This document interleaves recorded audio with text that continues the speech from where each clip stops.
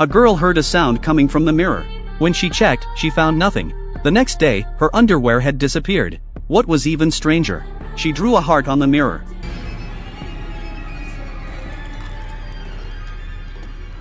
Richard was preparing to go on vacation with his family. Their destination was an island. It was said that in the 19th century, there was once a horrific tragedy that occurred. The islanders had engaged in cannibalistic acts. Richard quickly drove to the harbor. Just as his wife Susan was placing her order, Jesse and Sam were walking outside when they discovered the corpse of a seabird. Meanwhile, the restaurant owner learned about Richard's destination. Immediately persuaded them not to go. Richard considered it and still decided to go. 3 days later, Richard's family finally boarded the ship. But as soon as they sat down, they discovered everyone on the boat was looking at them. What was even stranger?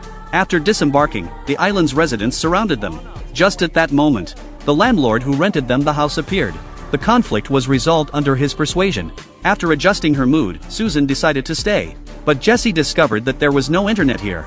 This made her feel depressed. The police station received a report the next day. It turned out that the owner and his family of the port restaurant were all dead. The chief of police suspected it was John's doing, because John had just been released from prison. He had been lingering near the restaurant not long ago. Unfortunately, he discovered nothing. Little did he know that John was watching him intently from nearby.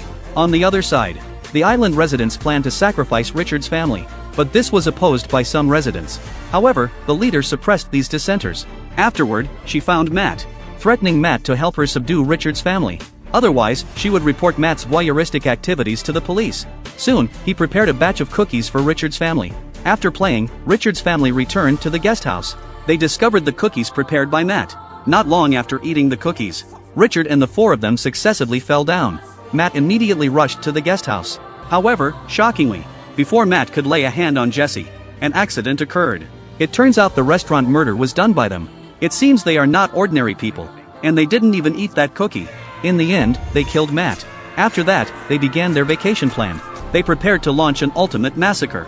Richard and his group killed everyone they saw, terrifying the island residents into fleeing in all directions. They blamed the murder charges on John.